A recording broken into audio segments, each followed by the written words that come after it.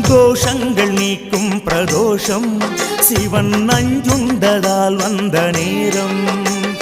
நாம் செய்த தீவினைகள் யாவும் அந்த பிறை சூடன் அருளாலே தீரும். நாரணன் விடையாக நந்தியின் கொம்பிடையில் சிவனாடும் நேரம் இது. சிவன் வரும் சுகமான நேரம் இது. கருணாகரன் சுத்த சிவமானவன் கருணை பொழிகின்ற நேரம் இது. வரம் தருகின்ற நேரம் இது. நந்தீஸ்வரா அய நந்தீஸ்வரா